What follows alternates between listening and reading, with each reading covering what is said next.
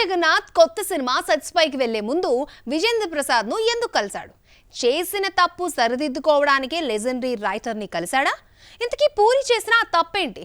Was story. Baahubali, triple R, Bajrangi Bhaijaan వంటి top hits రాసిన కథకుడు విజేంద్ర ప్రసాద్ మాటను పూరి పెడజెవిన పెట్టాడు. ఈ టాప్ రైటర్ కు పూరి అంటే చాలా ఇష్టం, ఇన్స్పిరేషన్.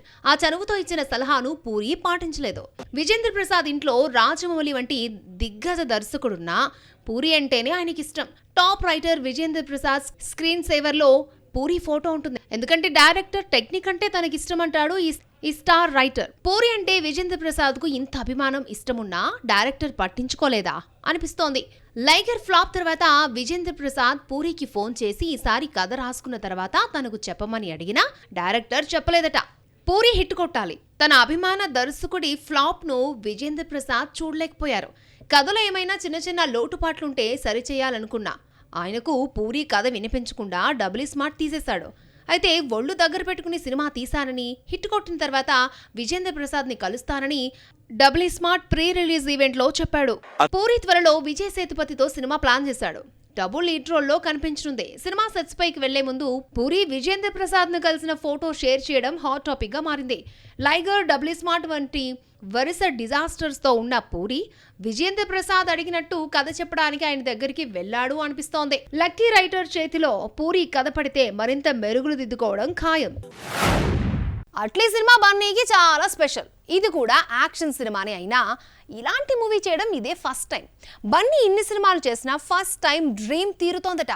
తమిళ తంబై అట్లీ అల్లు ఫ్యాన్స్ కలను కూడా తీరుస్తున్నాడు. అదేంటో చూద్దాం. పుష్ప 2 రిలీజ్ కాకుండానే త్రివిక్రమ్ మూవీకి అల్లు అర్జున్ కమిట్ అయ్యాడు. మైథలాజికల్ కాన్సెప్ట్ కావడంతో షూటింగ్ కోసమే ఏడాది పాటు డేట్స్ ఇవ్వాలి. ఇప్పటికే పుష్పతో 5 ఏళ్లు గడిపేసిన బన్నీ మళ్లీ గ్యాప్ రాకుండా ఏడాదికో మూవీతో రావాలని డిసైడ్ అయ్యాడు. ఈలోగా అట్లీ వినిపించిన కథ నచ్చడంతో ఓకే చేశాడు. అనౌన్స్మెంట్ వీడియో చూస్తుంటే హాలీవుడ్ రేంజ్ లో విజువల్ ఎఫెక్ట్స్ తో తీస్తున్నాడు అనిపిస్తుంది. హాలీవుడ్ టెక్నీషియన్స్ మాటలు వింటుంటే ఏదో కొత్త కాన్సెప్ట్ తో వస్తున్నారనిపిస్తుంది. బన్నీ అట్లీ మూవీని సన్ పిక్చర్స్ నిర్మిస్తుంది. పుష్ప 2 కోసం హీరో 300 కోట్లు తీసుకున్నాడని ఫోర్బ్స్ ప్రకటించగా, జవాన్ పాన్ ఇండియా హిట్ తర్వాత అట్లీ 100 కోట్లు డిమాండ్ చేస్తున్నాడు. ఈ లెక్కన 700 కోట్ల బడ్జెట్ తో ఈ సినిమా తెరకెక్కనుంది. అట్లీ బన్నీని ఎంత డిఫరెంట్ గా చూపిస్తాడు, పుష్పను మించిన లెవెల్లో క్యారెక్టరైజేషన్ ఎలా ఉంటుందన్న ఆసక్తి అందరిలో ఉంది. అయితే అందరికీ షాక్ ఇచ్చేలా అల్లు అర్జున్ డ్యూయల్ రోల్లో కనిపించనున్నాడు. దాదాపు 25 సినిమాలు చేసినా ఇంతవరకు డ్యూయల్ రోల్లో కనిపించని స్టైలిష్ స్టార్ ఫస్ట్ టైం 2 పాత్రలో కనువిందు చేయనున్నాడు. నయనతార తెలుగులోనే కాదు సౌత్ లోనే కాస్ట్లీ హీరోయిన్. స్టార్స్ అందరూ 1-2 కోట్లు తీసుకుంటున్న టైంలో నైనా 4-5 కోట్లు డిమాండ్ చేసింది.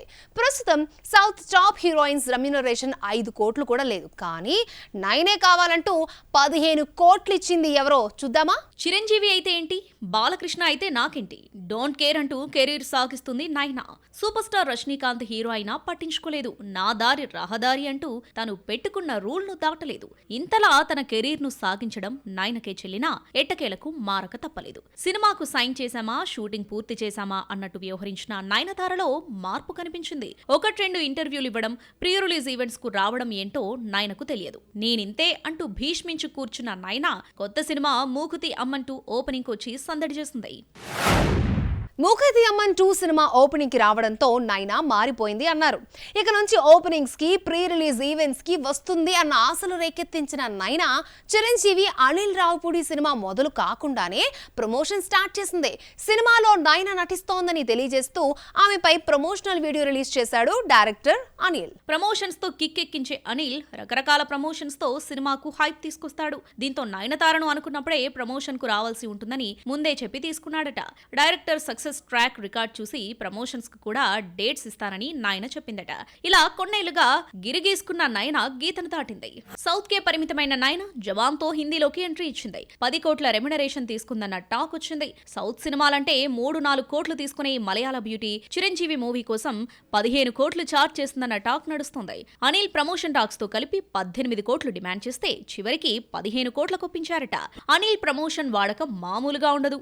సంక్రాంతికి వస్తున్నాంతో ఇది పీక్స్ కు చేరింది. సినిమా పూర్తయిన తర్వాత ప్రమోషన్ స్టార్ట్ చేస్తే చిరంజీవి మూవీ సెట్స్ పైకి వెళ్లకుండానే టెక్నీషియన్స్ ను పరిచయం చేస్తూ ఓ వీడియో, నయనతార హీరోయిన్ అంటూ మరో వీడియో రిలీజ్ చేశాడు. మున్ముందు ప్రమోషన్ ని ఎన్ని రకాలుగా చూపిస్తాడో చూడాలి మరి. 10 సంవత్సరాల గద్దర్ సినీ అవార్డులను తెలంగాణ ప్రభుత్వం ఒకేసారి ప్రకటించింది. గురువారం 2024 సంవత్సరానికి సంబంధించి 11 విభాగాల్లో అవార్డులను ప్రకటించారు. 2014 నుంచి 2023 వరకు 10 సంవత్సరాల పాటు ఉత్తమ చిత్రం విభాగంలో 3 అవార్డులను శుక్రవారం అనౌన్స్ చేశారు. జ్యూరీ చైర్మన్ గా మురళీమోహన్ వ్యవహరించారు. 11 ఏళ్లుగా నిలిచిపోయిన నంది అవార్డుల ఎంపికను గద్దర్ పేరుతో తెలంగాణ ప్రభుత్వం పునఃప్రారంభించింది. అయితే మిగతా విభాగాల జోలికి వెళ్లకుండా 2014 నుంచి 2023 వరకు ఫస్ట్, సెకండ్, థర్డ్ బెస్ట్ మూవీని మాత్రమే ప్రకటించింది. సుజిత్ ను దర్శకుడిగా పరిచయం చేస్తూ యువి క్రియేషన్స్ తీసిన ఎంటర్టైనర్ రన్ రాజా రన్ 2014లో బెస్ట్ మూవీగా నిలిచింది.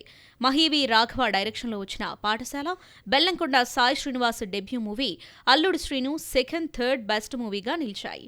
గుణశేఖర్ కళల చిత్రం రుద్రమాదేవి 2015లో ఉత్తమ చిత్రంగా ఎంపికైంది. కుల వివక్షపై క్రిష్ తీసిన కంచె ద్వితీయ ఉత్తమ చిత్రంగా, దత్తత తీసుకునే కాన్సెప్ట్తో వచ్చి మెప్పించిన శ్రీమంతుడు 2015లో థర్డ్ బెస్ట్ మూవీగా నిలిచింది. 2016 వచ్చేసరికి చిన్న చిత్రంగా వచ్చి ఫ్యామిలీ ఆడియన్స్ ను ఆకట్టుకున్న శతమానం భవతి ఉత్తమ చిత్రంగా ఎంపికైంది.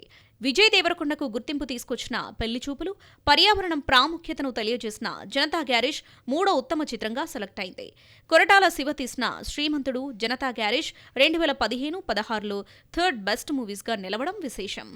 రికార్డులు తిరగరాసి ప్రపంచవ్యాప్తంగా 1800 కోట్ల గ్రాస్ కలెక్ట్ చేసిన బాహుబలి 2 2017లో ఉత్తమ చిత్రంగా గద్దర్ అవార్డు అందుకుంది. ఇదే ఏడాది తెలుగులోకి ఎంట్రీ ఇచ్చిన సాయి పల్లవి చిత్రం ఫిదా సెకండ్ బెస్ట్ మూవీగా సెలెక్ట్ అయింది.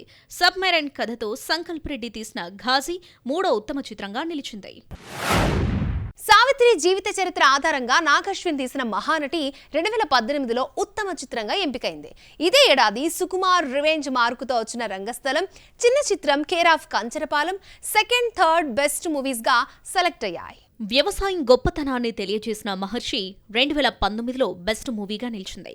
మహేష్, వంశీ పైడిపల్లి కాంబోలో వచ్చిన మహర్షి ఈ జనరేషన్కు వీకెండ్ ఫార్మింగ్ ను అలవాటు చేసింది.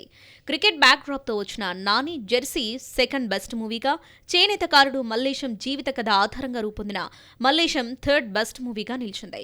మల్లేశం రోల్ ను ప్రియదర్శి పోషించాడు. ఫ్యామిలీ ఆడియన్స్ తో పాటు అన్ని వర్గాల ప్రేక్షకులను ఇంప్రెస్ చేసిన అలవైకుంఠపురంలో 2020లో బెస్ట్ మూవీగా గద్దర్ అవార్డు గెలుచుకుంది.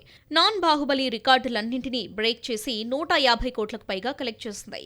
ఇదే ఏడాది చిన్న చిత్రాలుగా వచ్చి మెప్పించిన Colour Photo, Middle Class Melodies 2-3 స్థానాల్లో నిలిచాయి. రాజమౌళి సినిమా బరిలో ఉంటే అవార్డులన్నీ కొల్లగొట్టేస్తున్నాడు. ఎన్టీఆర్, రామ్ చరణ్తో తీసిన RRR 2021లో బెస్ట్ మూవీగా నిలిచింది. బాలయ్య నటించిన డివోషనల్ యాక్షన్ మూవీ అఖండ 2వ ఉత్తమ చిత్రంగా సెలెక్ట్ అయింది. మెగా మేనల్లుడు వైష్ణవ్ తేజ్ హీరోగా, బుచ్చిబాబు దర్శకుడిగా పరిచయమైన లవ్ స్టోరీ ఉప్పెన 3వ స్థానం సొంతం చేసుకుంది. ప్రేమ కథలు ఎన్ని వచ్చినా మనసుకు దగ్గరైన సినిమాలు చాలా అరుదు. 2022లో వచ్చిన సీతారామం బెస్ట్ మూవీగా నిలిచింది. కృష్ణుడి గొప్పతనం చుట్టూ తిరిగిన కార్తికేయ 2, వీరమరణం పొందిన సందీప్ ఉన్నికృష్ణన్ జీవిత కథ ఆధారంగా రూపొందిన మేజర్ థర్డ్ బెస్ట్ మూవీగా సెలెక్ట్ చేశారు. 2023లో అందరినీ మెప్పించిన బలగం ఉత్తమ చిత్రంగా, ఎవరు ఊహించని సక్సెస్ చూసిన మనుమాన్ 2వ ఉత్తమ చిత్రంగా, గుడ్ టచ్ బ్యాడ్ టచ్ అనే మెసేజ్ తో వచ్చిన భగవంత్ కేసరి 3వ ఉత్తమ చిత్రంగా ఎంపికయ్యాయి. ఎన్టీఆర్ నేషనల్ ఫిల్మ్ అవార్డును బాలకృష్ణకు, పైడి జయరాజ్ ఫిల్మ్ అవార్డును మణిరత్నంకు, బిఎన్ రెడ్డి ఫిల్మ్ అవార్డును సుకుమార్కు ప్రకటించారు. ఇక నాగిరెడ్డి చక్రపాణి అవార్డు అట్లూరి పూర్ణచంద్రరావుకు దక్కింది. కాంతారావు ఫిల్మ్ అవార్డును విజయ్ దేవరకొండకు ప్రకటించారు. రఘుపతి వెంకయ్య ఫిల్మ్ అవార్డును యండమూరి వీరేంద్రనాథ్కు ప్రకటించారు.